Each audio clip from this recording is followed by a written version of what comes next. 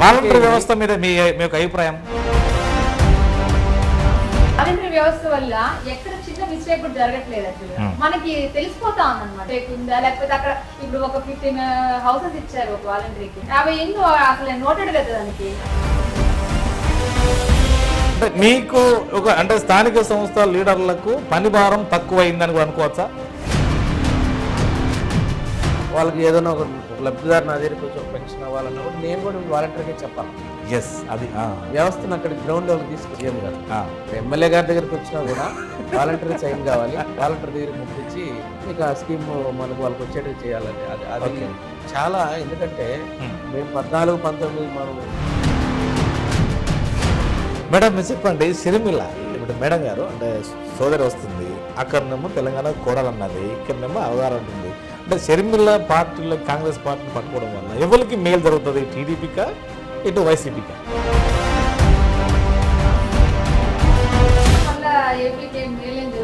మనకి వాళ్ళు స్పెషల్ స్టేటస్లు ఇవ్వడంలో దాంట్లో అంతే, ఇబ్బంది లేదు.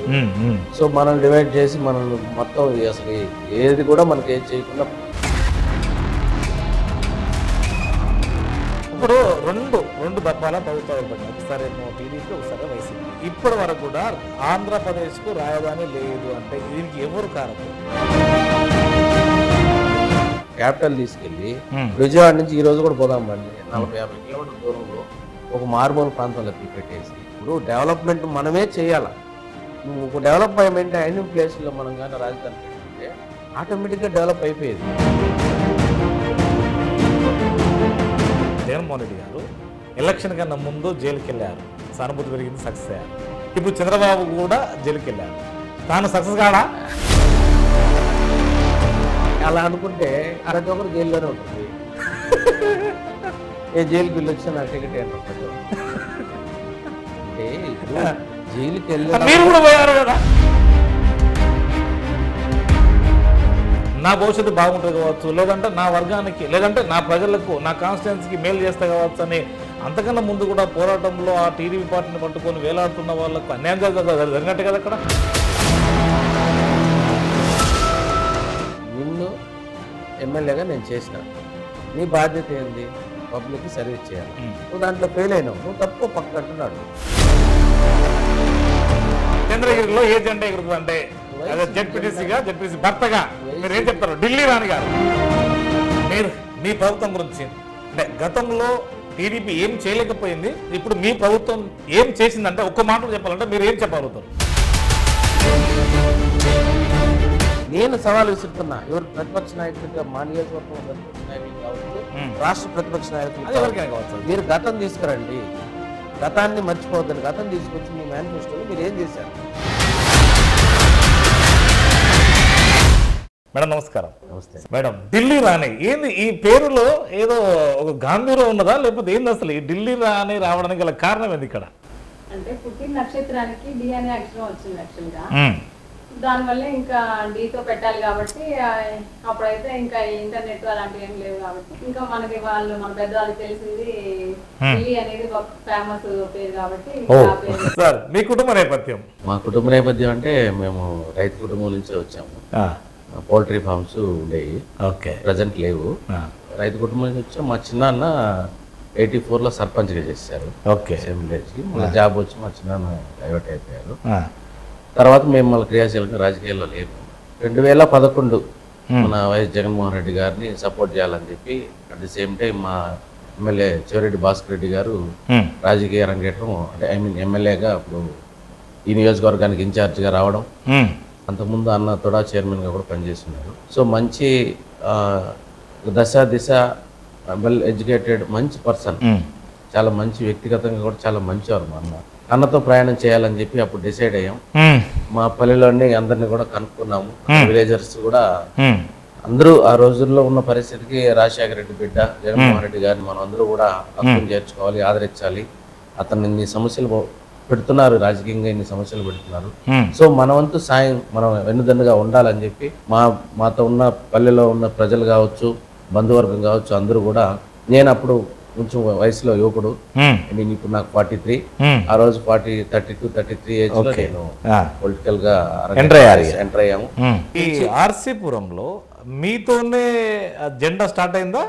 మా మండలంలో నేను మొదటి జెండా దీన్ని కట్టించి మేమే మొట్టమొదటి కార్యక్రమం అక్కడే ప్రారంభం. అప్పటికి మ్యారేజ్ అయిందా? మ్యారేజ్ అయింది. మేడం ఎప్పుడన్నా ఈ పొలిటికల్ తో ఎందుకు మనకి ఇంత అది అని ఎప్పుడు చెప్పలేదా?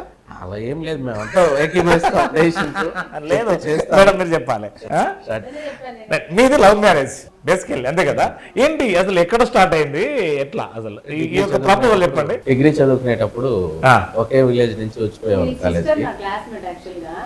అట్లా పరిచయం. అక్కడి నుంచి మళ్ళీ ఒకరి అభిప్రాయాలు ఒకరు నచ్చడం, తర్వాత కొంచెం ఇంట్లో పెద్దల్ని ఒప్పించి మళ్ళీ మేము మ్యారేజ్ చేసుకున్నాం. సో మొదటగా ఎవరు చెప్పుకున్నారు ఇక్కడ? అంటే ఇక్కడ స్టార్ట్ అయింది చెప్పాలి కొంత, మీరు తనే చెప్పాలి. తానే చెప్పిందా? తనే చెప్పాలి అంటున్నా. అచ్చా, ప్రపోజ్ చేయాలనుకున్నాను అని చెప్పాడు. యాక్చువల్గా ఫస్ట్ నేను ఒప్పుకోలేదు దానికి. యాక్చువల్గా అంటే మా ఫ్యామిలీ వేరే ప్లానింగ్ లో ఉంటారు కాబట్టి ఇలాంటివన్నీ కుదరు. అంటే మీరు చెప్పడం మాత్రం ఒప్పుకోలేదు కావచ్చు, కానీ లోపలైతే ఉంది కదా? తెలియదు యాక్చువల్గా, అప్పుడు ప్రపోజ్ చేసేదాకా తెలియదు కదా మనకి. యాక్చువల్గా చెప్పడం అదే అంతకన్నా ముందు ఈ సూచుడు కెమెరా ఇవన్నీ ఉంటాయి కదా మేడం? నేను నడుస్తున్నాయి అని నేను డైరెక్ట్ గా అంటే లవ్ అనే కాకుండా ఒకరి అభిప్రాయాలు ఒకరికి నచ్చాయి. సో మనం పెళ్లి చేసుకుందామనే చెప్పాను నేను ఫస్ట్. డైరెక్ట్ గానే మీరు ఏదో సినిమాలా యాక్సెప్ట్ చేస్తే మనం పెళ్లి చేసుకుందాం అని చెప్పి అడిగాను. కొంచెం మా రిలేటివ్స్ ఉన్నారు, కొంచెం మాట్లాడి చెప్పాలా, టైం కావాలని చెప్పారు. అప్పుడే అంటారు సార్, మీరు అట్లా చెప్పారా? మరి అది చెప్పండి. నచ్చదు అని చెప్పాను యాక్చువల్గా. ఆయనతో నచ్చదు ఇలాంటివన్నీ మా ఫ్యామిలీలో ఇలాంటివన్నీ సెట్ అవ్వవు అంటే. అది కాదు, ఫ్యామిలీలో సెట్ అవ్వవా మీకు? మీరు కారా? నాకు కూడా అంటే నేను డిగ్రీ ఫస్ట్ ఇయర్ యాక్చువల్గా, సెకండ్ ఇయర్ ఆ టైంలో నాకు చెప్పడం అబ్బాయి. ఓకే. ఇంకా అప్పుడు నాకు అసలు వీళ్ళు తెలిసిందే వీళ్ళ సిస్టర్ వల్ల. నాకు అమ్మాయి నా క్లాస్మేట్ కాబట్టి అలా వీళ్ళు కొంచెం అట్లా టచ్ లో అమ్మాయి మ్యారేజ్ పోవడం అలా వెళ్ళున్నాను వీళ్ళ ఇంటికి. అలా తెలుసు యాక్చువల్గా. చెప్పడం వల్ల ఇంక మా ఇంట్లో ఇష్టం లేదు, ఉండదు ఇట్లాంటివంతా జరగవు అనేసి అని నేను ఫిక్స్ అయిపోయి చెప్పేసాను అనమాట. మళ్ళీ ఆటోమేటిక్ గా అది ఇంకా 2 years ఇంకా డిగ్రీ ఉంది కదా. నేను ఫస్ట్ ఇయర్ ఉన్నప్పుడు నేను ఫైనల్ ఇయర్ యాక్చువల్గా. ఇప్పుడు బస్ లో వస్తా వెళ్తా ఉంటాను అంతే. ఇక రాకపోకలన్నీ ఎప్పటికీ. ఇప్పుడు ఇంకోటి ఆయన సార్ బడికి వచ్చేదా అంటే కాలేజీ పోయేదా మీ కొరకు వచ్చేదా అది కూడా తెలియదు అంతే కదా సార్? మీ కొరకు అన్నట్టు అయిపోయింది లాస్ట్ తర్వాత ఇంట్లో ఒప్పించి చేసుకున్నాము. సో అంటే మళ్ళీ ప్రపోజల్ మీ నుంచి స్టార్ట్ అయింది? మళ్ళీ మా నుంచి స్టార్ట్ అయింది. మా ఇంట్లో వాళ్ళు సరే ఇప్పుడు మ్యారేజ్ చేసుకుందాం అన్న కాడ మనం ఆగినమాట. ఏది లేదు ఇట్లాంటిది మా ఇంట్లో ఇవన్నీ కుదరదు అని చెప్పిందట్టు. ఆ తర్వాత ప్రయాణము ఈ ఒక్కొక్కరు చూసుకోవడం మెల్లమెల్ల క్రమక్రమంగా పెరిగిందా మేడం మీకంటే సార్ అంటే ఇష్టం అని? చెప్పకుండానే తెలిసిపోయింది అనమాట. అంటే ఆ ఏజ్ లో ఏం చేస్తాం తెలియదు. అది నాకు మా ఇంట్లో తెలిసి మా ఫాదర్ నాతో మాట్లాడడం అప్పటికి మనం ఎంత మిస్టేక్ చేసినామో అనేది నాకు అప్పుడు తెలిసింది అనమాట. ఓ మీ ఫాదర్ దృష్టికి ముందే పోయిందా? తెలిసినాక నన్ను అడగడానికి. Okay okay. అప్పటి వరకు మనం చిన్నపిల్లలు కాబట్టి మనకు తెలియదు కాబట్టి ఆ ఏజ్ లో ఏం చెప్తున్నారు తెలియదు కదా. సో జనరల్ ఏం ఆలోచిస్తారు? అబ్బాయి మంచోడా, నంబర్ 1, ఆర్థికంగా ఏమైనా ఉన్నదా, మంచిగా చూసుకోగలుగుతాడా, పొజిషన్ ఏంటి, అవన్నీ కూడా ఇప్పుడైతే ఇప్పుడుండే అమ్మాయిలు అయితే ఇప్పుడు బాగా తెలుసుకున్నారు కాబట్టి తెలుసుకున్నారు. అయితే నాకైతే అప్పుడు నేను కూడా అవన్నీ ఆలోచించలేదు. మా ఇంట్లో తెలిసినప్పుడు కూడా తను ఏం చేస్తాడు అసలు, వాళ్ళ ఫ్యామిలీ జాబ్ లేదు కదా, జాబ్ లేదు. అవును జాబ్ ఉండదు కదా, అంటే లేదు కాబట్టి స్టడీ కదా అప్పుడు. అంతా వాళ్ళు కొద్దిగా వద్దని చెప్పారు స్టార్టింగ్. సరే నేను మళ్ళీ ఇందులో మీ సిస్టర్ ఇన్వాల్వ్మెంట్ ఏమైనా ఉందా? ఉంది. మా చెల్లెలు రాకపోకలు అప్పుడు ఇవన్నీ ఉంటాయి కదా మేడం. ఓకే. మాట్లాడి అందరూ మళ్ళీ ఒప్పించి. సో మళ్ళీ ఇప్పుడు కుటుంబం దాకా ఎవరు తీసుకెళ్లారు ఈ అంశాన్ని? అదే మేమే తీసుకెళ్ళాం. మా ఇంట్లో వాళ్ళు చెప్పి, మా వదిన ఉంది, మా చెల్లెలు ఉన్నారు, మా అమ్మ చెప్పి ఇంకా వాళ్ళ ఇంటికి తీసుకెళ్ళి రాయబారిగా మాట్లాడారు. వాళ్ళు ఫస్ట్ వద్దన్నారు. అంటే ఇప్పుడు చదువుకుంటున్నారు కదా, ఇప్పుడు అలాంటివి ఏం వద్దు. అంటే ఈ మామూలు ప్లేస్ లో ఇప్పుడంటే లవ్ ఇవన్నీ కొంచెం కామన్ అయిపోయింది. ఆ టైంలో మొదటి పెళ్లి మరి కొన్ని విషయాలు చెప్పాలంటే ట్రెండ్ మాత్రమే అన్నట్టు ఉంటది ఏదైనా కూడా. అవును. మా సైడ్ చేసినా కూడా ఏ కార్యక్రమం చేసినా మాతోనే స్టార్ట్ అయినట్టు ఉంటుంది. ఇది కూడా మీతో స్టార్ట్ అయింది. బర్త్డేస్ కావచ్చు, ఏదైనా కూడా ఏ ఫంక్షన్ చేసినా కూడా అంటే నాగరికత మేము ఇక్కడ ఎక్కువ తిరుపతిలో తిరుగుతూ ఉంటాం. మన ఫ్రెండ్స్ ఎక్కువ సర్కిల్ అంతా ఇక్కడ ఎక్కువ కాబట్టి విలేజ్ దగ్గర అయినా కూడా అంత ఇదిగా ఉండేది కాదు. బట్ మేము ప్రతి కార్యక్రమాన్ని ఇక్కడ జరిగేటివి కావచ్చు అప్డేట్ చేయడం, ఒక ధర్మరాజులు తిరునాళ్ళు చేసినా ఏ కార్యక్రమం చేసినా మన మార్క్ అనేది ఉంటుంది. సో మీ లవ్ మ్యారేజ్ అనేది కూడా అట్లనే స్టార్ట్ అలానే జరిగింది. దెన్ హ్యాపెండ్ మ్యారేజ్ అయిపోయింది, పిల్లలు 2 పిల్లలు, ఒక అమ్మాయి ఒక అబ్బాయి. పాప బీటెక్ చేస్తుంది, ఓకే. బాబు 10th క్లాస్ చదువుతున్నారు. ఓకే, ఒక స్వీట్ మెమరీస్ ఇవన్నీ. మీరు జడ్పీటీసీగా అయిద్దామని మీరు అనుకున్నారా? అసలు అనుకోలేదండి. మీకు ఇష్టం ఉందా? అసలు ఇంకా అనౌన్స్ చేస్తారన్నప్పుడు కూడా నాకు తెలియదు యాక్చువల్గా. మీకు ఇష్టమైతే ఉందా లేదా? అసలు ఇక్కడ అస్సలు లేదు. సార్ ఫోర్స్ వల్లనే వచ్చారు. అసలు యాక్చువల్గా తను కూడా నాకు చెప్పలేదు. యాక్చువల్గా మేము ఏది చెప్తున్నాను మరి మీకు చెప్పలేదు. యాక్చువల్గా మేము వచ్చేది కూడా చెప్పలేదు.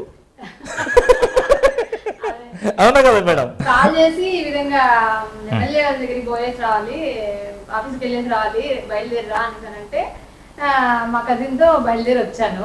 యాక్చువల్ గా తను మధ్యలో యాడ్ అయ్యాడు. యాక్చువల్ గా మధ్యలో యాడ్ అయ్యి ఇద్దరు వెళ్ళారు. అప్పటి వరకు ఆ క్షణం వరకు తెలీదు. బండ్లో పోతే ఏం జరిగింది ఏమన్నా టెన్షన్ కి ఎందుకు ఎమ్మెల్యే దగ్గరికి వెళ్తున్నాం అనేసి టెన్షన్ కి అడుగుతా అంటే అదేం చెప్తాడో మాట్లాడు అనేసి చెప్పాడు. అంతే, ఇంకేం చెప్పలేదు అసలు. యాక్చువల్ గా అలా సడన్ ఎమ్మెల్యే అన్న రమ్మన్నారు.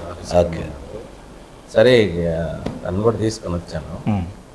సరే అన్న చెప్పారు, ఇట్లా మీరే జడ్పీటీసీగా కంటెస్ట్ చేయండి అనేసి చెప్పారు. ఎందుకంటే మరి బలమైన నాయకుడు అవసరం. తర్వాత అంతకన్నా ముందు మీ ఫోర్స్ ఇన్వాల్వ్మెంట్ ఉంది కదా అక్కడ, జెండా కానీ లేడీస్ కదా అని ఈ అమ్మాయి ముందే చెప్పారు.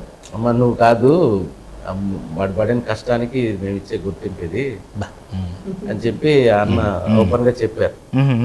ఖచ్చితంగా నువ్వు వెళ్ళి చెయ్యి, నాకు గట్టిగా మీరు అన్నట్టు కొంచెం బలమైన వ్యక్తి కావచ్చు, గట్టిగా రేపు ఫ్యూచర్ లో సపోర్ట్ గా ఉంటాడు, నమ్మకం ఉంది. సొంత ఇంట్లో వ్యక్తిలాగా మేము ఉన్న చనువు కావచ్చు అన్ని విధాల ఆలోచన చేసి మీరు చేయండి అని చెప్పారు. మాకన్నా సీనియర్స్ అందరూ కూడా ఉన్నారు. మీరు అన్నారా మాట? మరి మాకన్నా ముందు చెప్పాను, సీనియర్స్ ఉన్నారు కదన్నా, వాళ్ళకి బాగోదేమో అంటే ఉన్నారు. కానీ బట్ నేను సమాధానం చెప్తానడా? అన్ని కష్టాల నష్టాల్లో ప్రతి దాంట్లో నేను అన్నతో పాటు ఉన్నాను కాబట్టి చేశాను. సో నా కష్టానికి అన్న అంటే నా కష్టమనే కాదు, ఈ నియోజకవర్గంలో ఆయన కోసం కష్టపడిన ప్రతి కార్యకర్తను కూడా గుర్తించి స్థానిక సంస్థలు ప్రతి ఒక్కరికి ప్లేస్మెంట్ ఇచ్చాడు. ఓకే, అది 100% చేశారు, సక్సెస్ అయ్యారు చెప్పుకోవచ్చు. ఇక్కడ చెప్పుకోవచ్చు. ఎందుకంటే ఆ చేయడమే కాదు, వాళ్ళ గెలుపులో కానీ వాళ్ళని నిలబెట్టి వాళ్ళని ఇనానిమస్ చేయడంలో కానీ 100% వాళ్ళు తండ్రి కొడుకు వాళ్ళ పాత్ర దగ్గరుండి చేయించారు. సో మీరు ఎమ్మెల్యే గారి దగ్గర పోయిన తర్వాత కాంటెస్ట్ చేయాలంటే అప్పుడు మీ ఒపీనియన్ ఏంటి? అసలు జడ్పీటీసీ ఏంటి, రాజకీయాలు ఏంటి, ఎలా ఉంటుంది, ఏం కథ, అంతే కదా మేడం? మండల స్థాయిలో మళ్ళీ అది జడ్పీటీసీ పోస్ట్ అంటే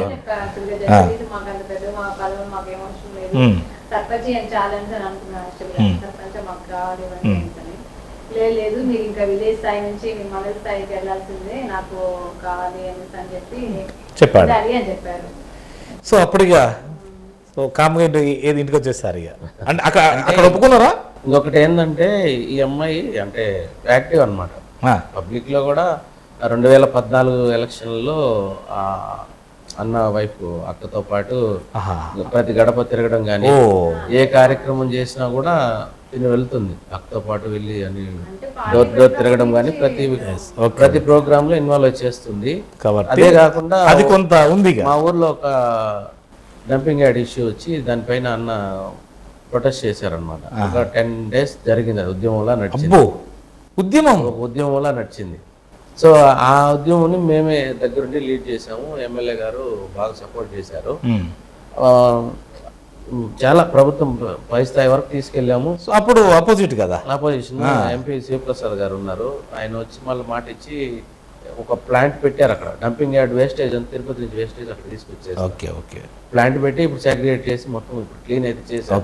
ఆ ఉద్యమం జరిగేటప్పుడు మమ్మల్ని జైల్లో పెట్టారు. ఒక ఒక 36 మెంబర్స్ ని మా ఊరు వాళ్ళని ఎమ్మెల్యే గారిని నన్ను అందరినీ జైలు పెట్టారన్నమాట. ఏ డంపింగ్ యార్డ్ కొరకు మేము ప్రొటెస్ట్ చేస్తున్నాం అని చెప్పి. అది కాదండి డంపింగ్ యార్డ్ కొరకు. అవును, ప్రొటెస్ట్ చేస్తున్నాం అని అది చెప్పి చిన్న ఇష్యూ, అది ఏదో తీవ్రంగా ఇంకోటి కాదు, ఇంకో చిన్నది. 4 రోజులు చిత్తూరు సబ్ జైల్లో ఉన్నాము. సబ్ జైల్లో ఉన్న అన్న అంటే కంపల్సరీ మళ్ళీ ఇది నడవాలి, ఈ కార్యక్రమం ఆగిపోకూడదు అని చెప్పి చెప్పడం, ఈ మాట తీసుకొని ఈ అమ్మాయి ముందు నడిపించింది అనమాట. ఓకే, ఆ స్ఫూర్తి కొంత ఒక 100 మెంబర్ ఆడవాళ్ళందరినీ గ్యాదర్ చేసి తర్వాత ఒక 60 మెంబర్స్ కూడా తీసుకెళ్లారు. ఇక్కడ మెమ్మర్పల్లి పోలీస్ స్టేషన్ తీసుకొచ్చారు. 60 మెంబర్స్ లేడీస్ కూడా తీసుకొచ్చారు. ఒక 1 డే వరకు ఈవినింగ్ వరకు కూడా పెట్టారు. అసలు ఇక్కడే పెట్టారు. మళ్ళీ ఇక్కడ నుంచి ఈవినింగ్ బయట విలేజ్ కి వెళ్ళేటప్పుడు కూడా క్యాండిల్ తో ర్యాలీ చేసాము, అన్ని చేసాము. మా పాప దగ్గర అయితే అసలు యాక్చువల్ గా ఇది ఈ బోర్డ్స్ కూడా రాయిపించాం అనమాట. రాయిపించి అసలు అక్కడ 144 సెక్షన్ పెట్టారు యాక్చువల్ గా. అబ్బో, ఇష్యూ సార్, అది చాలా తారస్థాయికి వచ్చింది. అది తర్వాత జైలు నుంచి వచ్చి కూడా నిరాహార దీక్ష అంటే కంటిన్యూ చేశారు. కాబట్టి అదంతా ఎఫెక్ట్ అంటే ఆ ఫోర్స్ ఒక నేపథ్యం ఉంది. మూమెంట్ వచ్చింది రిజర్వేషన్. సో వెల్ నోటెడ్ ఎవరు మండల్లో అనే కాడికి వచ్చేసింది అన్నట్టుగా. అమ్మాయి యాక్టివ్, ఏజ్ ఉంది, ఏజ్ ఫ్యాక్టర్, పిల్లలు కష్టపడతారు, సర్వీస్ చేయగలుగుతారు, మోటివ్ ఉంది అని చెప్పి ఆలోచన కావచ్చు. అన్నగారు మనకి చెప్పారు, మీకు అవకాశం ఇచ్చారు. రైట్, మీ యొక్క ప్రయాణంలో అంటే మీ అంటే క్యాన్వేజింగ్ ఎలా జరిగింది, అసలు మీ ప్రచారం అంతా ఎలా సాగింది అనుకో? ప్రచారం స్టార్ట్ చేసాము, నామినేషన్ వేసాము, అని బలంగానే చేసాము. కొంత ధీట్ గా ఉండాలి కదా అంతా. మా ఊరు నుంచి ఆ వ్యక్తి కంటెస్ట్ చేశారు. ఓకే, ఒక అక్క కంటెస్ట్ చేశారు. సరే, తర్వాత మాది ఇనానిమస్ అయింది. ఓహో, ఇనానిమస్ ఏకీకృతం చేసుకున్నారు. ఒప్పించగలిగాము. ఎమ్మెల్యే గారే మాట్లాడి వాళ్ళని ఒప్పించి వాళ్ళు విత్డ్రా అయితే మళ్ళీ మీద ఏకగ్రీవం అయిపోతుంది అంతే. మేము మళ్ళీ వాళ్ళతో వెళ్ళి మాట్లాడి ఇనానిమస్ చేశారు. అంతేనా? ఓకే, సక్సెస్ కాగలిగారు, ఒప్పించగలిగారు.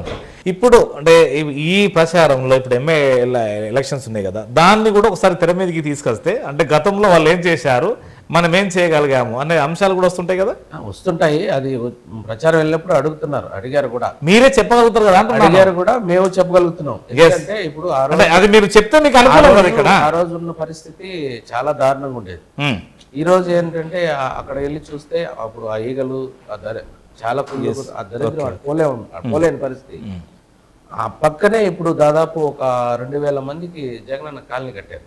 ఓకే, అంటే కాలనీ కట్టే పరిస్థితి అక్కడ తీసుకొచ్చారంటే అక్కడ ఎంత నీట్ గా మేము చేసామనేది అక్కడ వెళ్ళి చూస్తే అర్థం ఉంటుంది. మేడం, అదే ఒక జెడ్పీటీసీగా అన్ని గ్రామాల్లో మీకు ప్రాతినిధ్యం ఎలా ఉంది అనుకోవచ్చు? చాలా బాగుంది. అసలు ఇప్పుడు నేనైతే మొన్న గడవైపు మన ప్రభుత్వం అనే ప్రోగ్రామ్కి వెళ్ళాను. నేనే ప్రతి ఒక్క గడపకి వెళ్ళాను. ఇక మీరు యాక్టివ్ అయిపోయారు ఇక ఆటోమేటిక్ గా, అంతే. ఇక మొదట్లో ఇష్టం లేదు, అయిపోయింది. అంటే తను ఆ పోస్ట్ కు జస్టిఫై చేయాలి మనం. అయిపోయిన తర్వాత ఇంకా జస్ట్ ఇంక మన బ్యాక్ సైడ్ వెళ్ళాం కదా, కాబట్టి ఇంకా మోయిపోతున్నాం. అవును, ఓకే. ఇంకా వెళ్తున్నాం కాబట్టి ఇప్పుడు పథకాలైనా కానీ ప్రాబ్లమ్స్ అయినా కూడా మనకు చెప్తున్నారు. యాక్చువల్లీ మన జగన్ ప్రభుత్వం నుంచి ఈ టెక్నికల్ ఇష్యూస్ వల్లే ఇవేనా మన పెన్షన్ రాకపోయినా ఇలాంటివి ఏమైనా ఉంటే టెక్నికల్ ఇష్యూస్ వల్లే. కాకపోతే ఇంకేం మనం వ్యక్తిగతంగా ఎవరు ఏమి చేసింది ఏం లేదు. ఇప్పుడు వాళ్ళ ఆధార్ కార్డు కొడితే అంతా ఆన్లైన్ ప్రతి ఒక్కటి ఎక్కడ మిస్యూజ్ చేసేదానికి లేదు. మనం బాగా దానికోసం కూడా మనం బాగా వాళ్ళకి అవేర్నెస్ ఇస్తున్నాము. వాళ్ళు వింటున్నారు, అన్ని యాక్సెప్ట్ చేస్తున్నారు. మనకు ఈ ప్రాబ్లం ఉంది కాబట్టి మనకు రాలేదు అనేసి యాక్సెప్ట్ చేస్తున్నారు. వాటి జగన్ సురక్ష ప్రోగ్రామ్ లో పెట్టి వాటి కూడా క్లియర్ చేసేసినాము, అన్ని చేస్తున్నాము. 14-19లో మనం గడప గడప మేము తిరిగింది సక్సెస్ అయినప్పుడు తిరిగిన దానికి ఇప్పుడు వెళ్తున్నప్పటికి స్పందన అనేది చాలా బాగుంది. ఇప్పుడు అనుకూలంగా ఎక్కువ సమస్యలు ఏ గడపకి వెళ్ళినా మాకు పెన్షన్ రాలేదనో, హౌసింగ్ లోన్ రాలేదనో, రెవెన్యూ ఇష్యూస్, ఏదో ఒక సమస్య ప్రతి గడప పోయినప్పుడు ప్రతి ఒక్కరికి ఒక సమస్య. ఇప్పుడు ఆల్మోస్ట్ ఈ వాలంటరీ వ్యవస్థ వచ్చినాక వాళ్ళు డైరెక్ట్ గా వాలంటరీ వ్యవస్థ మీద మీ యొక్క అభిప్రాయం? అదే చెప్తున్నాం కదా, వాలంటరీ వ్యవస్థ అనేది ఈ రోజు ఈ దేశంలోనే సక్సెస్ఫుల్ గా జగన్మోహన్ రెడ్డి గారు వాలంటరీ వ్యవస్థ పెట్టడం వల్ల ఈ సంక్షేమ ఓకే అండి. వాలంటరీ వ్యవస్థ వల్ల ఎక్కడ చిన్న మిస్టేక్ కూడా జరగట్లేదు యాక్చువల్గా. మనకి తెలిసిపోతా ఉందన్నమాట ఎక్కడ మిస్టేక్ ఉందా, లేకపోతే అక్కడ ఇప్పుడు ఒక 15 హౌసెస్ ఇచ్చారు ఒక వాలంటరీకి, అవి ఎన్నో అసలు నోటెడ్ కదా దానికి. అంటే మీకు అంటే స్థానిక సంస్థ లీడర్లకు పని భారం తక్కువైందని కూడా అనుకోవచ్చా? పని భారం తక్కువైంది అనే దానికంటే అంతే కదా, కొంచెం తగ్గింది. మీకు హెడేక్ ఉంటుంది చాలా ఎక్కువ, ఎవరికి ఇవ్వాలి, ఆపోజిట్ వాళ్ళు ఏమంటారు, లేకపోతే ఇంకోళ్ళు ఏమంటారు, వాళ్ళ బంధువులకు ఇచ్చుకున్నారు వాళ్ళ. ఎస్, అది నేను అంటున్నాను. తగ్గింది, వాస్తవం చెప్పాలంటే పని భారం తగ్గింది. ఇన్వాల్వ్మెంట్ అనేది అక్కర్లేదు కూడా, ఇన్వాల్వ్మెంట్ అవసరం లేదు. బట్ ఏంటంటే మనం కూడా వాళ్ళకి ఏదైనా ఒక లబ్ధిదారు నా దగ్గరికి వచ్చి ఒక పెన్షన్ అవ్వాలన్నా కూడా నేను కూడా వాలంటీర్గా చెప్పాలా. ఎస్, అది వ్యవస్థను అక్కడ గ్రౌండ్ లెవెల్ తీసుకొచ్చారు సీఎం గారు. ఇప్పుడు ఎమ్మెల్యే గారి దగ్గరికి వచ్చినా కూడా వాలంటీర్ సైన్ కావాలి, వాలంటీర్ దగ్గరికి పంపించి నీకు ఆ స్కీమ్ మనకు వాళ్ళకి వచ్చేటట్టు చేయాలని. అది చాలా, ఎందుకంటే మేము 14-19 మనం చూసేటప్పుడు ఇప్పుడు మా ఇంటి పక్కనే గుడి ఉండేది. నేను పొద్దున్న రెడీ 10 గంటలకి మండల ఆఫీస్కో ఎడ పోవాలని బయలుదేరేటప్పటికి బుక్స్ ఎత్తుకొచ్చి గుడి ముందర పెట్టేవాళ్ళు అనమాట, సీరియల్ వైజ్ పెన్షన్ కోసం. ఎవరు ముందు ఎవరు వెనక తీసుకోవాలని సీరియల్ వైజ్ ఆ బండ మీద పెట్టేసి ఆ అవతాతలు పాపం వచ్చి ఆడ కూర్చొని వెయిట్ చేసేవాళ్ళం. సెక్రటరీ ఎప్పుడు అంటే 1000 రూపాయల కొరకు సెక్రటరీ ఎప్పుడు వస్తుంది నాయన, సెక్రటరీ గట్ట ఫోన్ చేయనైనా ఇంకా రాలేదని మేము ఆడ నుంచి కొంతమంది అక్కడ బుక్ ఉంటే నేను నాకు అర్జెంట్ ఉంది, నేను వేరే ఊరికి వెళ్ళాలి, నేను ఒక చావు పోవాలి, లేకపోతే నేను ఫంక్షన్ పోవాలి, ఇవన్నీ గడబడులు ఉంటాయి. అవును, అవతాతలకి ఏంటంటే 1వ తేదీ ఆ పెన్షన్ నమ్ముకుంటారు. ఎందుకంటే మెడిసిన్ కొనుక్కోవాలా, ఏదో చిన్న అవసరాల కోసం డబ్బుల కోసం ఎదురు చూసే పరిస్థితి. ఇప్పుడు ఈ రోజు 1వ తేదీ నుంచి ఆ రోజు 20వ తేదీ దాటుతున్నా కూడా పెన్షన్ ఇవ్వని రోజులు ఉన్నాయి. ఎందుకంటే టెక్నికల్ ఇష్యూస్ అని చెప్తారు. వాళ్ళు ఏం చెప్తారు సెక్రటరీ ఏమంటే, సార్ సర్వర్ రాలేదు సార్, సిగ్నల్ లేదు సార్. ఇప్పుడు అది లేదు, ఇప్పుడు ఆ సమస్య లేదు. ఇప్పుడు డైరెక్ట్ గా నేరుగానే 1వ తేదీ 6 గంటలకి పెన్షన్ డోర్ డోర్ ఇచ్చేస్తున్నాడు. నవరత్నాలు పూర్తి స్థాయిలో అవుతున్నాయి. 100% సక్సెస్ అయ్యారు. ఊరికే చెప్పుకోవడం కాదు. ఈరోజు జగన్మోహన్ రెడ్డి అంత ధైర్యంగా సీఎం గారు నేను మంచి మీ ఇంటికి చేస్తుంటేనే నన్ను ఆశీర్వదించండి అని చెప్పి అంత గర్వంగా ధైర్యంగా అడగగలుగుతున్నారంటే దాని వెనకాల ఈ కష్టం, ఇప్పుడు ఎవరైతే ఈ వాలంటరీ వ్యవస్థ కావచ్చు, ప్రతి స్కీమ్ కూడా సంక్షేమ పథకం కూడా ఎక్కడ పక్కదావ పట్టుకున్నా డైరెక్ట్ గా బెనిఫిషియరీకి అందింది. ఆ ధైర్యంతోనే ఈ రోజు చెప్పగలుగుతున్నారు. దేశంలోనే ఏ సీఎం చెప్పలేనంత పరిస్థితిలో ఈ రోజు జగన్మోహన్ రెడ్డి గారు చెప్తున్నారు, ఈ రోజు మీ ఇంటికి మంచి జరిగితేనే నన్ను ఆశీర్వదించండి అని చెప్పి చెప్తున్నారు. అంటే ప్రతి ఇంటికి మంచి జరిగిందనే నమ్మకం ఆయనకు ఉంది. తీసుకున్న వాళ్ళు కూడా మేము తీసుకున్నామని చెప్పి నమ్మకంతో, మేము ఆదరిస్తాం మిమ్మల్ని నమ్మకంతో ఈ రోజు గడప గడప వెళ్ళినప్పుడు అక్కడ చెప్తున్నారు, ఆయన ఇంత ఎవరు చేస్తారు నాయన, ఆ బిడ్డ ఆడు కూర్చొని మాకు అన్ని ఈ రోజు ఇంటికి పంపిస్తున్నాడు.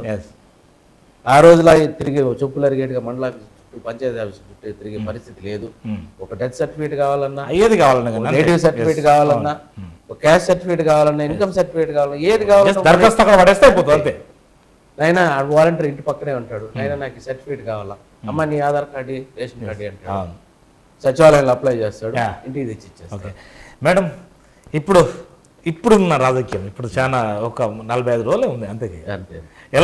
ఎలా ఉండబోతుంది మీరు అంటే ఈ నియోజకవర్గం ఉండి చంద్రగిరి నియోజకవర్గంలో ఇప్పుడు మళ్ళీ సిట్టింగ్ ఎమ్మెల్యే కొడుకు ఇచ్చారు, సో మీ సపోర్ట్ ఎలా ఉండబోతుంది, మిగతా వాళ్ళంతా ఎలా మీరు మొబైలైజ్ చేసుకుంటున్నారు ఇక్కడ? ఎమ్మెల్యే గారు బాగా మంచి చదువుకున్న వ్యక్తి, ఆయన వ్యవస్థ గురించి బాగా అనుభవం వచ్చేసింది. యాక్చువల్లీ అసలు ఆయన ఫస్ట్ గెలిచినప్పుడు అయితే ఒక సామాన్యుడు గెలుపు అనేసి మనం మెయిన్ పేపర్ లోనే చూసాం. యాక్చువల్ గా అయితే వాళ్ళు కష్టపడి చిన్నప్పటి నుంచి కష్టంతోనే వచ్చారు, ప్రతి ఒక్కరు విలువ తెలుసు, కష్టపడి పైకి వచ్చిన వాళ్ళకి మనం చెప్పాల్సిన అవసరం లేదు. మళ్ళీ ఇప్పుడు వారు కొడుకు ఇచ్చారు కదా, ఎట్లా ఉండబోతుంది ఇక్కడ అంతా? ఇప్పుడు ఆయన చేసిన దాని గురించి చూసే కదా వాళ్ళ అబ్బాయికి ఇచ్చారా. అతను కూడా ఇంకా తండ్రి అడుగుజాడల్లోనే నడుస్తా ఉంటాడు కాబట్టి అంటే జనరల్ గా సిట్టింగ్ లకి ఇస్తారు, లేదంటే రకరకాలు, కానీ ఎక్కువ శాతము మారుస్తున్నాడు. గల కారణం ఏందనుకోవచ్చు? అంటే మారుస్తున్నారంటే ఇక్కడ ఏజ్ ఫ్యాక్టర్ ఉన్నది అనుకోవచ్చా? వాళ్ళ అబ్బాయికి కంపల్సరీ ప్రావీణ్యం ఉండాలంటే ఇక్కడ ఉన్న పరిస్థితి ఏంటంటే బాబు కూడా యాక్టివ్ పార్టిసిపేట్ అవుతుండనే యాక్టివ్ పర్సన్. వాళ్ళ నాన్న ఎలక్షన్ లో కూడా లాస్ట్ టైం కూడా అన్ని అనుభవం ఉంది. అదే కాకుండా ఈ రోజు రాష్ట్ర స్థాయిలో ఎమ్మెల్యే గారు అక్కడ పనిచేయాల్సిన అవసరం, ఒక నమ్మకస్తులుగా జగన్మోహన్ రెడ్డి గారి దగ్గర ఉండడం, ఇవన్నీ ఎందుకంటే పార్టీ ప్రయోజనాలే ముఖ్యం అని చెప్పి బలంగా నమ్మే వ్యక్తి మా ఎమ్మెల్యే గారు. పార్టీ బలంగా ఉంటేనే మనం అంతా బాగుంటామని చెప్పి పార్టీని బలం. మరి 6 మండలాల్లో ఎలా ఉందనుకోవచ్చు? బాగుందండి, చాలా బాగుంది. ఈ రోజు ఎమ్మెల్యే గారి కన్నా, ఎస్పెషల్లీ మీ మండలంలో ఎలా ఉంది మేడం? ఎమ్మెల్యే గారి కన్నా 1000 ఓట్లు గెలుస్తారు. ఎమ్మెల్యే గారి కన్నా 1000 ఓట్లు 40,000 వచ్చినాయి సార్ ఆయనకు, సార్కి 41,000 చిల్లర వచ్చినాయి. సుమారు 42,000 అనుకున్నాం. దానికన్నా 1000 ఓట్లు ఎక్కువ మెజార్టీతో గెలుస్తాడు. ఎట్లా, ఏం బలం ఉంది? 100% గెలుస్తాడు. ఎందుకంటే వాళ్ళు గెలిచాము అని ఏ రోజు ఇంట్లో కూర్చోరు. అంటే అవతల వాళ్ళు ఊరుకోరు కదా, వాళ్ళు కూడా ఏది మాకు బలం ఉన్నదని కూడా వస్తారు కదా సార్. ఉంటారు సార్, ఉన్నారు, మనం కాదని చెప్పలేదు. ఒకవైపు జగన్మోహన్ రెడ్డి గారు ఇచ్చిన సంక్షేమ పథకాలు కావచ్చు. ఓకే. ఇంకొక వైపు చూస్తే మా ఎమ్మెల్యే గారు తుడా చైర్మన్ గా ఉన్నారు. తర్వాత మా బాబు అప్పుడేం చేశారు, ఇప్పుడేం చేశారు, ఇవన్నీ చైర్మన్ గా ఉన్నారు. సో 30 years లో జరిగిన డెవలప్మెంట్ ఒకవైపు అయితే, ఈ 5 years లో మా నియోజకవర్గంలో జరిగిన డెవలప్మెంట్ ఒకవైపు. ప్రతి పల్లెలో మరి టీడీపీ వాళ్ళు మేమే చేశాము, మాతోనే అభివృద్ధి, బాబాతో జాబ్ వస్తుంది, రకరకాల అభిప్రాయాలతోనే ముందుకు వస్తున్నారు కదా సార్ ఇప్పుడు. అవును సార్, అంత ధైర్యం ఉంటే ఈరోజు చెప్పండి, మేము గతంలో ఈ అభివృద్ధి చేసాము కాబట్టి మమ్మల్ని చూసి ఓటు ఏంటి అని ఒక కార్యక్రమం చెప్పండి. అన్ని మేమే ఇచ్చాము చెప్పండి, ఒక స్కీమ్ చెప్పండి, చెప్పుకోదగిన స్కీమ్ ఏదైనా ఒకటి చెప్పండి. మీరు ఇచ్చిన స్కీము పసుపు కుంకుమ 10,000 లాస్ట్ ఎలక్షన్ రోజు పడేసింది తప్ప, ఆ రోజు ఇదే రాష్ట్రం విడిపోయినా అంటే మేనిఫెస్టో ప్రకారంగా రకరకాల అంశాలు తీసుకున్నారు. మొదటి ముఖ్యమంత్రి తెలంగాణ ఆంధ్ర ఏది అంటే డివైడ్ అయిన తర్వాత ఆ రోజు 14లో ఆయన నిజంగానే ఒక సీనియరు, రాష్ట్రం ఇబ్బందుల్లో ఉంది, ఇతనే చేయగలుగుతాడని ఒక నమ్మకంతో అప్పుడు కూడా కొద్ది తేడాతోనేమో జగన్ గారు ఓటేశారు. ఆ రోజున్న అదే ఆర్థిక వ్యవస్థ ఈ రోజు 23 మందినేమో వాళ్ళు తీసుకున్నారు, 23 మంది తీసుకున్నారు. ఈ రోజు ఇంతమందికి ఇన్ని సంక్షేమ పథకాలు చేశారు, మీరు ఎందుకు చేయలేకపోయినారు? ఇప్పుడు వస్తే ఇప్పుడు 6 గ్యారంటీ స్కీమ్స్ తో వస్తున్నారు కదా సార్. వాళ్ళు ముందు ఇచ్చిన గ్యారంటీలు ఏం చేశారు అది చెప్పండి. ముందు గత ప్రభుత్వం, మీరు ఆల్రెడీ ప్రభుత్వంలో ఉన్నారు, మీరు ఇచ్చిన హామీలు ఎన్ని నెరవేర్చారు? మా లాస్ట్ టైము మేము ఇచ్చిన మేనిఫెస్టో ఇది, అయ్యా మా శక్తి కొద్ది 50 మేము చేసాము, ఇంకా 50 పెండింగ్ ఉన్నాయి, ఈసారి అవకాశం ఏంటి, ఇంకొక 50 చేస్తామని చెప్పి అడిగేదానికి అవకాశం ఉందా మీ దగ్గర? లేదా ఒక్కటి చెప్పండి. అసలు మేనిఫెస్టో ఎక్కడ కనపడలేదు. మేడం మీరు చెప్పండి, సిరిమిల్ల ఇప్పుడు మేడం గారు అంటే సోదరి వస్తుంది, అక్కడనేమో తెలంగాణ కోడలన్నది, ఇక్కడనేమో అవగాహన ఉంటుంది. అంటే సిరిమిల్ల పార్టీలో కాంగ్రెస్ పార్టీని పట్టుకోవడం వల్ల ఎవరికి మేలు జరుగుతుంది, టీడీపీకా ఇటు వైసీపీకా? అసలు ఆల్రెడీ కాంగ్రెస్ వల్ల ఏపీకి ఏం జరిగింది ఏం లేదు. ఓకే, ఆఫ్ కోర్స్ అది ఆల్రెడీ అందరికీ తెలిసిందే. ఎందుకు జరగలేదు? మేలు అంటే డివైడ్ అయితే కదా సరే, తెలంగాణకి ఏమైనా మేలు జరిగినా కానీ మీకే వల్ల ఏపీకి మేలు ఏం జరుగుతుందని మనకు వాళ్ళు స్పెషల్ స్టేటస్ లో ఇవ్వడంలో దాంట్లో అంతే, ఇబ్బంది లేదు. సో మనల్ని డివైడ్ చేసి మనల్ని మొత్తం అసలు ఏది కూడా మనకి ఏం చేయకుండా వేరుపోయినప్పుడు ఇద్దరు అన్నదమ్ములు అంటే ఇద్దరికి న్యాయం చేస్తారు. కానీ వాళ్ళు అన్ని హైదరాబాద్ లో పెట్టుకొని మనం నిజంగానే ఒంటరిగా బట్టలతో పంపించేసినట్లు లెక్క. లేదు ఇంకోటి రాజధాని 10 years అన్నారు, చంద్రబాబు గారు తక్కువ వచ్చేసాడు. వీళ్ళు జంపే అనిచి రావడం వచ్చేయడం, ఎందుకంటే ఈ రోజు ఆడనుంటే ఎంతో కొంత మనం ఆడ కూడా లబ్ధి పొందేవాళ్ళం. అంతే, అవును, లబ్ధి పొందేవాళ్ళం. డెవలప్ కారణం ఏంటి అసలు? చంద్రబాబు మధ్యలోనే ఇక్కడ రావడానికి అంటే అవకాశం ఉంది కదా, లోపల వేసేస్తారని భయపడి రాత్రి వచ్చేసినారు పరిస్థితికి. కేసీఆర్ గారు లోపల పడేస్తారు, ఎందుకంటే అది బహిరంగంగా పబ్లిక్ గా దొరికిపోయా. అది తర్వాత విషయం సరే. అది అంటే ఇప్పుడు అది దొరికిందా లేదా, ఇప్పుడు ఎట్లున్నాడు సార్ మాట అని కూడా నేను ఆన్లైన్ అని అన్నట్టు ఆ భయంతోనే ఈరోజు అంతే నుంచి అక్కడికి మారిపోవడం. మారినా కూడా ఇప్పుడు రెండు దప్పాల ప్రభుత్వం ఏర్పడింది, ఒకసారి ఏమో టీడీపీ, ఒకసారి వైసీపీ. ఇప్పటి వరకు కూడా ఆంధ్రప్రదేశ్ కు రాజధాని లేదు అంటే దీనికి ఎవరు కారకులు? రాజధాని లేదు అంటే మీరు అర్థం చేసుకోవాలా. రాజధాని అనేది ఇప్పుడు మనం ఇల్లు కట్టుకుంటామండి, ఎక్కడ ఇల్లు కట్టుకుంటాము? ఎక్కడైతే ఇల్లు మనం ఉండడానికి అనువైన ప్రదేశం ఉంటుందో అక్కడ ఇల్లు కట్టుకుంటాం. ఎందుకు? అక్కడ ఒక రోడ్డు ఉండాలి, అది కూడా మళ్ళీ ఇంటి స్థలం ఉండాలి, ఒక వస్తువు కావాలంటే దగ్గరలో కొనుక్కునే విధంగా ఉండాలి, ఒక షాప్కి వెళ్ళి తెచ్చుకునేట్టుగా ఉండాలి. అన్ని విధాలు ఆలోచించి మనం ఒక ఇల్లు కట్టుకోవాలంటే అంత ఆలోచన. అమరావతి మరి సెంటర్ కదా, అంత ఆలోచన చేస్తాం. అదే మన క్యాపిటల్ తీసుకెళ్లి విజయవాడ నుంచి ఈ రోజు కూడా పోదాం అండి, 40-50 కిలోమీటర్ల దూరంలో ఒక మారుమూల ప్రాంతంలో పెట్టేసింది అనమాట. ఇప్పుడు డెవలప్మెంట్ మనమే చేయాల. నువ్వు ఒక డెవలప్మెంట్ అయిన ప్లేస్లో మనం కానీ రాజధాని పెట్టుంటే ఆటోమేటిక్గా డెవలప్ అయిపోయేది, చుట్టుపక్కల ప్రాంతం డెవలప్ అవుతుంది. అంటే ఇంకొకటి ప్రధాన ఆరోపణ కూడా ఉన్నది వాస్తవానికి, అంత కమ్మ వాళ్ళే అక్కడ ముందస్తు పోయి రియల్ ఎస్టేట్ చేశారు, రకరకాలు చేశారు. వెళ్ళి చూస్తే కూడా పబ్లిక్ గా కనపడతాను. సరే, 3 రాజధానులను మనం సపోర్ట్ చేయవచ్చు ఇక్కడ 100% చేయొచ్చు. ఎందుకంటే దాంట్లో ఇప్పుడు మీరు ఆలోచన చేయండి, అంటే ఈ ప్రాంతాల విభేదాలు రాకుండా మళ్ళీ చూడండి. ఇప్పుడు హైదరాబాద్ నే డెవలప్ చేశారు, ఈ రోజు మన పరిస్థితి ఏంది? మళ్ళీ రేపు రాయలసీమ కూడా మాకు కావాలని అట్లా కాకుండా ఈ ముగ్గురు సమన్వయం ఇది. రాయలసీమ అంటేనే చాలా ఫ్యాక్షన్ ఉంటది, ఆ ఎఫెక్ట్ ఇక్కడ ఉండదు ఏమన్నా? పెద్దగా ఏం లేదు సార్, ఇక్కడే ఉండదు. లాస్ట్ టైం అన్నా కొంచెం ఆ గవర్నమెంట్ లో కొంచెం అటు ఇటు ఉండింది కానీ ఇప్పుడు అంత ఏం లేదు. మొట్టమొదటి రోజే చెప్పేశారు, సీఎం గారు చెప్పారని చెప్పి మా ఎమ్మెల్యే గారు మొట్టమొదటి రోజు చెప్పేశారు, ఇక్కడ ఈ రోజుతో ఎలక్షన్ అయిపోయింది. అవతల వ్యక్తి కూడా మన ఓటరే, మన ప్రజలే, వాళ్ళ మాట బెనిఫిట్స్ కానీ అన్ని మనం అందించాలి. ఈ వైనాట్ 175 మతలా ఏంది అసలు? అదే సార్ చెప్తున్నా కదా, మన అంత కాన్ఫిడెన్స్ మీరు చేశాము, మేము చేసాం, మీరు ఓటేస్తారు. సాధ్యమేనా? చెప్పండి. 100% అయ్యే అవకాశం ఈసారి. లాస్ట్ టర్మ్ 151 వచ్చినాయి, ఈసారి ఎన్ని వస్తాయి అనుకోవచ్చు? ఖచ్చితంగా 175 వస్తాయి. ఎందుకంటే అదేమా, అంటే మీ టార్గెట్ మాత్రం అక్కడ ఉంది. ఓకే, అంటే మేము ఇది చేసాం కదా, ఎందుకు అడగద్దు అనే కాన్సెప్ట్ అనుకోవచ్చు. ఓకే సార్, ఇప్పుడు కుప్పం ఎత్తుకోండి, మన జిల్లా పాత జిల్లా చిత్తూరు. చంద్రబాబు గారు అక్కడే ఇప్పుడు 7వ సారి ఎమ్మెల్యేగా ఉన్నారు. ఆ 7 టర్ములు మీరు చేసిన అభివృద్ధి ఒకవైపు అయితే, ఈ టర్మ్ మనం చేసిన అభివృద్ధి అంతా ఒకవైపు ఉంటుంది. మీరు వెళ్ళి చూడండి, అప్పుడు ప్రజలు ఎవరిని ఆదరిస్తారు మీరు చెప్పండి? సహజంగా ఎవరిని ఆదరిస్తారు? ఓకే, అంటే మన మార్క్ అనేది ఇప్పుడు తెలంగాణలో మారింది కదా ప్రభుత్వం, ఇక్కడ కూడా మారే అవకాశాలు ఏమి లేవంటారా? ఈడేముంది సార్, ఈడ ఇప్పుడు లాస్ట్ జన్మభూమి కమిటీల పేరుతో మొక్కం చూసి పెన్షన్ ఇచ్చినారు, మొక్కం చూసి ఇల్లు ఇచ్చినారు. ఆ జన్మభూమి కమిటీలు కూడా ఆ పెన్షన్ ఇచ్చే దాంట్లో కూడా వాళ్ళకి 30,000 ఇస్తే పెన్షన్ కార్డు ఇచ్చారు.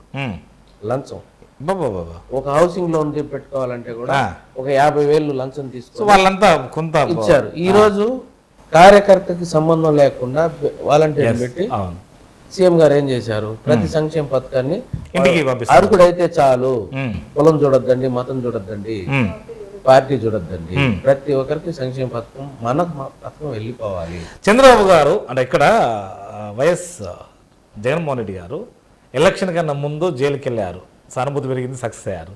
ఇప్పుడు చంద్రబాబు కూడా జైలుకి వెళ్ళారు, తాను సక్సెస్ కాడా? మీరు అడగడంలో తప్పు లేదు. ఆ రోజు జైలుకి వెళ్ళిన వాళ్ళంతా సక్సెస్ అవుతారు అంటే అలా అనుకుంటే ప్రతి ఒక్కరు జైల్లోనే ఉంటారు. పోయి నేను జైలుకి వెళ్ళి వచ్చా, నాకు టికెట్ అంటారు ప్రతి ఒక్కరు.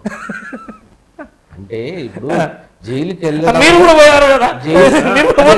చెప్తున్నా కదా, మేము జైలుకి వెళ్ళాము, మేము చెప్పుకోవడానికి ఏముంది, మేము ప్రొటెస్ట్ చేసాము, ఉద్యమం చేసాము, దాంట్లో మేము పోయినామని చెప్తాం. నేను అవినీతి చేసిన జైలు వేయారని చెప్తుంటే నాకు ఓటేస్తారా, నన్ను ఆదరిస్తారా? మీరు అది ఆలోచన చేయండి. ఆ రోజు ఉన్న పరిస్థితికి మీ రాష్ట్రంగా దేశం అంతా తెలుసు. కక్షాదింపులో జగన్మోహన్ రెడ్డి గారు జైలు పంపించారని తెలుసు. దాని పర్యావసానం ఈ రోజు కాంగ్రెస్ పార్టీ ఎంత అనుభవిస్తుందో సోనియా గాంధీ గారికి తెలుసు. సో ఇక్కడ మెయిన్ ఏంటంటే ప్రధాన ప్రతిపక్షము అప్పు తీసుకొస్తున్నాడు, డైరెక్ట్గా వాళ్ళ బెనిఫిషరీకి ఇస్తున్నట్టు. మరి వాళ్ళు కూడా 6 గ్యారంటీ స్కీమ్ తీసుకొస్తున్నారు, అంతకన్నా ఎక్కువ 4,000 నేను ఎంత ఇవ్వగలుగుతాను అంటున్నారు. మరి అప్పుడు మాత్రం వాళ్ళు అప్పు చేయరా?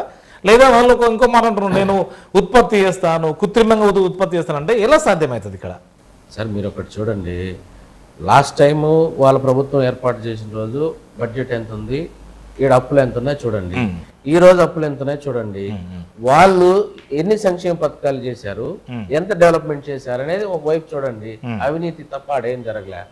అదే ఈ రోజు అంతే అప్పులు ఉన్నాయి, అంతే వ్యవస్థ నడిచింది. కానీ ఈ రోజు ఎన్ని సంక్షేమ పథకాలు వచ్చాయి, ఎన్ని మెడికల్ కాలేజీలు ఎన్ని వచ్చాయి, ఎన్ని కాలేజీలు మెడికల్ కాలేజీలు వచ్చాయి, ఎన్ని పోర్టులు పెట్టారు, సంక్షేమ పథకాలు చెప్పినవన్నీ ఎన్నైతే మేనిఫెస్టోలో పెట్టారో వాటికన్నా 2 ఎక్కువ చేస్తున్నాడు. సరే, ఒక 3 అంశాలు నేను అడుగుతాను.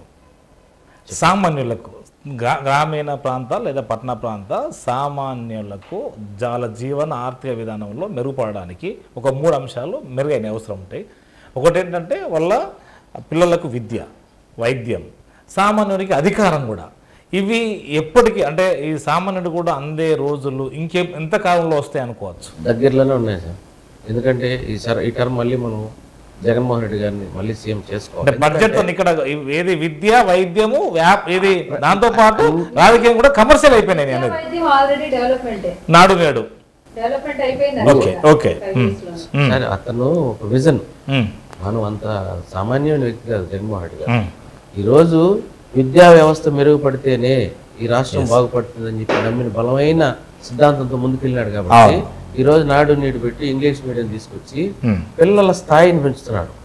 మీరు ఆలోచన చేయాలి. పిల్లల స్థాయి పెరిగే కొద్ది ఏమవుతుందంటే, ఎందుకంటే నేను ఆల్రెడీ సెర్చ్ చేశాను కాబట్టి ఈ మాట అడుగుతున్నాను. ఇంకొకటి ఏంటంటే ఆకునూరు మురళి గారే దీనికి ప్రధాన సాక్షి. ఆలోచన విధానం మారాల. ఆలోచన విధానం మారినప్పుడు వ్యవస్థ మారుతుంది. వ్యవస్థతో పాటు రాష్ట్రం బాగుపడుతుంది నమ్మిన వ్యక్తి జగన్మోహన్ రెడ్డి గారు. ఎందుకంటే ఆ పాదయాత్రలో ఆయన దగ్గరగా మా దగ్గర మేము 1 వీక్ పెట్టుకున్నాం పాదయాత్ర. అప్పుడు సంక్రాంతి మా ఊర్లోనే జరిగింది. సంక్రాంతి అట్లా ఇంకా దగ్గర మేము ఇంట్లో పండగలాగా చేసాం. వాళ్ళ అక్కడ ముగ్గులు ఉన్నాడా? మా ఇల్లు అంటే మా ఊరు అనమాట. పాదయాత్ర కాన్స్టిట్యున్సీ నగర్ కాన్స్టిట్యున్సీకి వెళ్ళాలి. సంక్రాంతి వచ్చింది. సో మా ఊరు నుంచి పక్క విలేజ్ లో పెట్టామన్నమాట. బస్ అక్కడ ఏర్పాటు చేశారు. ఆ 4 రోజులు అక్కడే ఉన్నారు. సో మా పండగ అంతా మాకు 4 రోజులు ఆడే మా సీఎం గారితోనే. లొబ్బియాలు కానీ ప్రతి ఒక్కటి పూజ బట్టలు పెట్టి అన్ని కార్యక్రమం అమ్మాయి దగ్గరుండి మీరే మొత్తం మా ఊరు మా ఫ్యామిలీ కావచ్చు, మా ఊరు లేడీస్ అందరూ కూడా వచ్చి పార్టిసిపేట్ చేసి గొబ్బియాలు తట్టే కానీ ప్రతిదీ కార్యక్రమం సంక్రాంతి అంతా మేము ఆడే చేసుకున్నాం. అంత పరిస్థితి అంత నిజంగానే ఆ 4 రోజులు ఉండడం అనేదే కాదు. ఆ పాదయాత్రలో ఆయన నోటీస్కి వచ్చాయి ఇవన్నీ ఈ సమస్యలన్నీ. వీటన్నిటిపైన ఊరికే వీళ్ళు ప్యాలెస్ లో కూర్చోడానికి మాట్లాడతారు కానీ ఈ వ్యవస్థనే అంత థింకింగ్ ముందు అందుకనే కావచ్చు. ఇప్పుడు ఎవరికైనా సీటు ఒకవేళ మీకు బ్యాడ్ ఉంది, దాదాపు 2 years ముందేమో చెప్పినట్టుంది, మీరు గడప వెళ్ళండి, వెళ్ళని వాళ్ళకి ఇప్పుడు సీటు మారుస్తున్నాడు లేదా మీకు సముచిత స్థానం కల్పిస్తా అంటున్నాడు. కానీ మళ్ళీ అంటే వాళ్ళు పార్టీలోంచి పోయినా కానీ వాళ్ళకైతే ఏమో పలకరింపులో ఏది లేదు కదా, అంటే పోతామని తెలిసినా కానీ అంటే ఆ నమ్మకం సార్. నమ్మకం ఎక్కడ నమ్మకం అంటే వాళ్ళకు ఎంతవరకు లేరనే కదా ఇంకా ఆలోచన చేయాలా. ఒకటి మనం ధైర్యంగా ఒకవేళ సపోజ్ ఇక్కడ టీడీపీ వాళ్ళకు కూడా అంటే అక్కడ ఉన్నటువంటి ఎవరైతే కొత్తగా వస్తుండ్రో అక్కడ ఉన్నటువంటి కొంత ఎబిలిటీగా ఉండి అరే నాకు టికెట్ వస్తుంది కావచ్చు, నా భవిష్యత్తు బాగుంటుంది కావచ్చు, లేదంటే నా వర్గానికి లేదంటే నా ప్రజలకు నా కాన్స్టిట్యున్సీకి మేలు చేస్తా కావచ్చు అని అంతకన్నా ముందు కూడా పోరాటంలో ఆ టీడీపీ పార్టీని పట్టుకొని వేలాడుతున్న వాళ్ళకు అన్యాయం జరిగినట్టే కదా అక్కడ. 100% జరిగినట్టే. ఎందుకంటే ఇప్పుడు మనం నమ్ముకుంటాం అది ఈ పార్టీ నుంచి ఇటు వచ్చినా ఇటు నుంచి అటుపోయినా ఎటుపోయినా కానీ అంతే. ఏ పార్టీ పోయినా కూడా అక్కడ వాళ్ళంటే ఒక గ్రౌండ్ పెట్టుకొని పాపం కష్టం అవును ఖర్చు పెట్టుకుంటారు, తిరుగుంటారు, రకరకాలు ఉంటుంది, అన్నీ ఉంటాయి. అలా చేయడం కూడా అది కరెక్ట్ కాదు నాకు తెలిసి. కానీ అక్కడ ఇప్పుడు ఇక్కడ టికెట్ ఇవ్వకపోతే ఓకే మీరెందుకు రాణిస్తుండ్రు అది నేను అనేది అదే మీ దగ్గర లేనట్ట ఒకటి. అవును ఓకే మీ దగ్గర సరైన వాళ్ళ ఉద్దేశం మంచిదే కావచ్చు కానీ అక్కడ ఉన్న వాళ్ళకి అన్యాయం జరుగుతుంది కదా. సమర్థవంతమైన నాయకత్వం మీ దగ్గర లేదనన్నా ఒప్పుకోవాలా. ఒకటి లేదు ఇక్కడి నుంచి తీసుకెళ్ళి వాడు పెడతాను అంటే నీ దగ్గర ఉన్నవాడు మంచోడు కదా. పోనీ ఇప్పుడు మీకు వాళ్ళ దగ్గర వచ్చారు కదా మళ్ళీ రారని గ్యారంటీ ఏంటి? అట్లా చెప్పలేము, రకరకాల ఆలోచనలు ఉంటాయి. కానీ ఈడేందంటే సీఎం గారు ధైర్యంగా స్టాండ్ తీసుకున్నారు. ఎందుకంటే నిన్ను ఎమ్మెల్యేగా నేను చేసిన, నీ బాధ్యత ఏంది? పబ్లిక్ కి సర్వీస్ చేయాలి. నువ్వు దాంట్లో ఫెయిల్ అయినావు, నువ్వు తప్పు పక్క అంటున్నాడు. నువ్వు పక్క తప్పు ఇంకొక సామాజిక అంశాలు కూడా పనిలోకి తీసుకోబడుతున్నాయి. వాస్తవానికి టీడీపీ అంటేనే బీసీ కమ్యూనిటీకి ఎక్కువ అంటారు, బీసీ ఎస్సీ ఎస్టీ అని అంటారు వాళ్ళు చెప్పుకోవడమే. అందరూ కూడా వాస్తవానికి అది చేశారు అప్పుడు ఎన్టీ రామారావు ఉన్నప్పుడైనా కానీ వాళ్ళు చెప్పుకోవడం, మడి ఆంధ్రప్రదేశ్ ఉన్నప్పుడు కానీ తెలుగుదేశం వాళ్ళు చెప్పుకోవడమే కానీ బీసీలకి ఎస్సీ ఎస్టీలకి పెద్దపీట వేసిన జగన్మోహన్ రెడ్డి గారే. వాళ్ళు చెప్పారు వేసాడు. ఒక ఎమ్మెల్యేలు కాడి నుంచి మంత్రులు కాడి నుంచి ఒక జడ్పీ చైర్మన్లు కాడి నుంచి స్థానిక సంస్థలు ప్రతి దాంట్లో కూడా 50% చెప్పడం కన్నా 60% చేస్తున్నారు. మోహిత్ రెడ్డి గారి గురించి మీరు ప్రజలకు ఏం చెప్పదలుచుకున్నారు? మోహన్ రెడ్డి గారు అయితే అసలు యువ నాయకుడు. ఆయన వాళ్ళ ఫాదర్ తో పాటు ఇప్పుడు ఫీల్డ్ లోనే ఉన్నాడు. కాబట్టి ఇంకా అబ్బాయి గురించి అసలు మేము చిన్నప్పటి నుంచి అబ్బాయిని చూస్తాం. యాక్చువల్గా అబ్బాయి మేము పార్టీలో వచ్చినప్పటి నుంచి మాకు ఫేవరెట్ అన్న ఎంత బాగున్నాడో, వాళ్ళ కుటుంబ సభ్యులు కూడా మమ్మల్ని కూడా కుటుంబ సభ్యులుగానే భావించి మాతో అంత బాగా క్లోజ్ గా ఉంటారు. అక్క అక్కని పిలుస్తాడు, అన్న పిలుస్తా ఉంటాడు. బాగా మా తమ్ముడు లాగా బాగుంటాడు. ప్రజలకు మేలు చేసే అవకాశం ఉందా లేదా చెప్పండి. ప్రజలకు మేలు చేస్తారా లేదా? మాతో ఎలా ఉంటారు, ప్రజలతో కూడా వాళ్ళు అదేగే ఉంటారు. యాక్చువల్గా అయితే వాళ్ళు ఎప్పుడు దురుసుగా ప్రవర్తించి వాళ్ళ ఇంటికి ఏదైనా సహాయానికి వచ్చిన ప్రతి ఒక్కరితో కూర్చోబెట్టి మాట్లాడడం. మాక్సిమం నేను ఒక ఇంటర్వ్యూ చేసే ప్రయత్నం చేస్తాను కానీ నేను ఓపెన్ చెప్తున్నా కదా, మాక్సిమం రోహిత్ మనం మోహిత్ రెడ్డి గారిని ఒక ఇంటర్వ్యూ చేసే ప్రయత్నం అయితే చేస్తా. సార్ మోహిత్ రెడ్డి గారిని ఇంటర్వ్యూ చేయొచ్చు. ఒకటి ఏంటంటే సార్, ఇప్పుడు మీరు అన్నారు ఒకటి, అతనికి రాజకీయ భవిష్యత్తు ఎలా ఉంటుంది అనేది. అతని రాజకీయ భవిష్యత్తు అతను చేసిన కష్టం మీద ఆధారపడి ఉంటుంది. అది ఎవరైనా అంతే అంతే కదా. ఈరోజు ఇప్పుడు కరోనా వచ్చింది సార్, మనం అందరూ కూడా చూసాం. మన ఇంట్లో తలుపు వేసుకొని మన భార్యకి కరోనా వస్తే కూడా ఒక రూమ్ లో పెట్టాం. రూమ్ లో పెట్టేసి ఒక కట్టిపొలతనం చెప్తున్నా, వాస్తవాలు మాడుకోవాలా, దూరం నుంచి అందించినాం. అవును, అంటే భార్యకు వచ్చినా భర్తకు వచ్చినా కూడా సోల్మేట్ అయినా కూడా మనం దూరం పెట్టుకొని చేసాం. అలాంటిది మా ఎమ్మెల్యే గారు వాళ్ళ అబ్బాయి ఫుల్ మాస్క్ వేసుకుని జనరల్ వార్డులోకి వెళ్ళిపోయాడు. అంటే మా కాన్స్టిట్యున్సీ వాళ్ళు అక్కడ వార్డులో పెట్టేస్తే ఫుల్ మాస్క్ వేసుకుని డాక్టర్ సూట్ లాగా వేసుకొని వాళ్ళతో వెళ్ళిపోయారు. మేము కూడా భయపడ్డాం, ఏందినా అంటే మాకు ఆయన దిక్కు. ఆ రోజు పరిస్థితి ప్రాణాలు పోయే పరిస్థితి. అట్లా చేయొద్దు అంటే మన ప్రజలు సమస్య అన్నప్పుడు మన వాళ్ళతో ఉంటే ధైర్యం మనిషిని బతి. అలాంటి ఇప్పుడు ప్రాజెక్ట్ అంటే ఇప్పుడు సానుభూతి చేసే అవకాశాలు ఉంటాయి. కరోనా టైంలో వాళ్ళు చేసిన సర్వీస్ ఇంటింటికి వెళ్ళి ప్రోజన్స్ చేయడం, కోడిగుడ్లు, టాబ్లెట్స్, నిత్యావసర సరుకులు అన్ని అందించే దాంట్లో ఫస్ట్ క్లాస్ లో ముందు నియోజకవర్గంలో చేశారు. చంద్రగిరిలో ఏ జెండా ఎగురుతుందంటే జెడ్పీటీసీ భర్తగా మీరు ఏం చెప్తారు? ఢిల్లీ రాణి గారు సార్, మేము భాను కుమార్ రెడ్డి, ఢిల్లీ రాణి భాను కుమార్ రెడ్డి మా ఊపిరినంత వరకు ఆ జెండాను తెచ్చినాము. ఎందుకంటే చంద్రగిరిలో మా నాయకుడి మీద నేను నమ్మకం మాకు అలాంటిది, వాళ్ళు చేసే సర్వీస్ అలాంటిది, వాళ్ళు ప్రజల్లో ఉండే పరిస్థితి అలాంటిది. విజన్ సార్, జగన్మోహన్ రెడ్డి గారు ఎంత ఆలోచిస్తారు అంత డబ్బులు ఆలోచిస్తారు మా ఎమ్మెల్యే గారు. కానీ ప్రజలు ఇక్కడ ఏంటంటే అంటే సరే మీరు అన్నా అనుకున్నా కానీ నాయకులు నేర్పించారు ఇవ్వడము, ప్రజలు ఆశిస్తున్నారు. అంటే ఇది ఎప్పుడు పోవాలి? ఇట్లా కాకుండా వాళ్ళ చేతి ఇలా ఉండడానికి ప్రయత్నం చేసే నాయకులు కావాలి కదా. ఇదేమో తీసుకోవడం అది ఒక రోజు. అంటే నేను ఎందుకు క్లియర్ చెప్తున్నా అంటే వాళ్ళకు అర్థం కావాలి. ఇది అడుక్కోవడం, ఇది ఒక రోజు 1000, 2000, 10,000 సపోజ్. కానీ ఇలా వాళ్ళే వేయగలిగే సామర్థ్యం ఉంటే అది ఎప్పుడు వస్తుందంటే వాళ్ళ ఆర్థికంగా బలోపేతం కావాలి. అది ఎప్పుడు వస్తుందంటే ఇప్పుడు ఇలా ఎందుకు ఇలా పెట్టుకొని మనం మీరు అంటున్నారు, అవును అతను ఇస్తున్నాడు, ఇలా రావాలంటే ఏం చేయాలి? ఈ తీసుకునే చెయ్యి ఇలా ఉండాలి, డెవలప్ అవ్వాలి, అభివృద్ధి చెందాలి.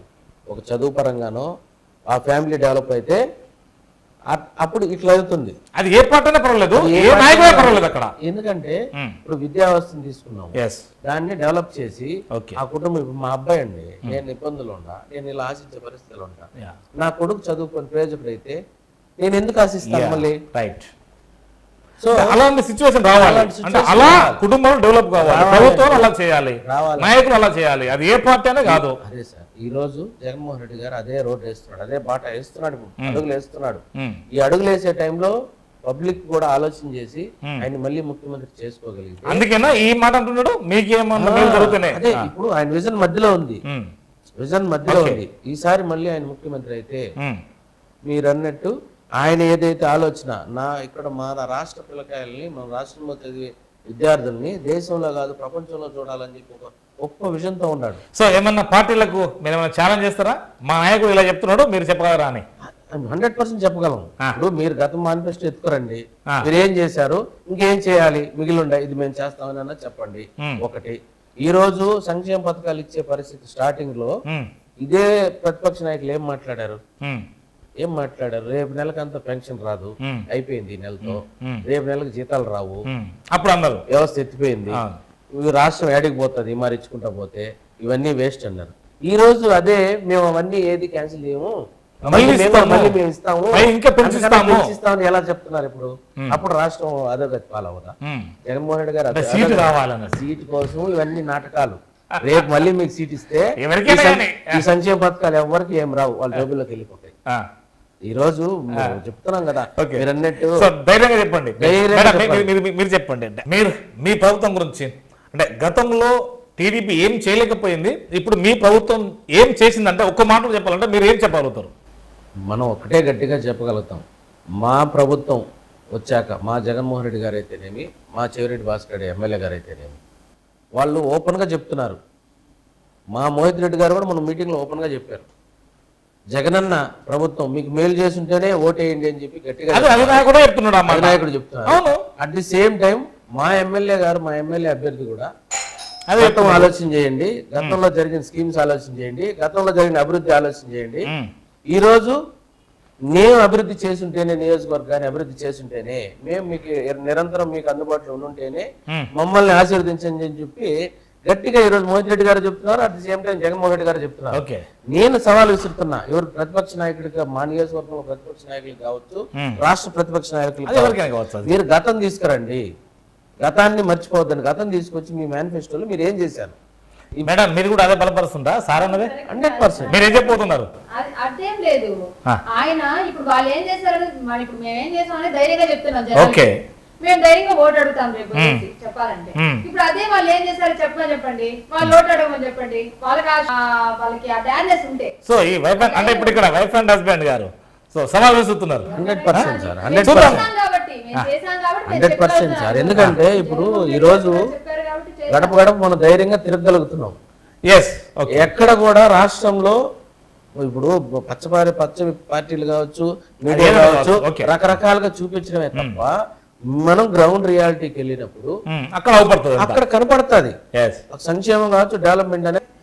రేపు రాబో ఒక 45 రోజులే ఉంది కదా, సో కళ వేస్తుంది. మీరు చూసారు కదా, నా అంశం కూడా ఇందులోకే నేను జోడించుకొచ్చాను. నా ప్రధాన అంశం మీ ముందుకు తీసుకొస్తున్నాం. ఇది కాదు, ఇది ఇలా ఏ నాయకుడు ఏ పార్టీ చేయగలుగుతుందో అది మీకే వదిలిపెడుతున్నాం. ఆలోచించండి. మేడం నమస్కారం. Thank you so much.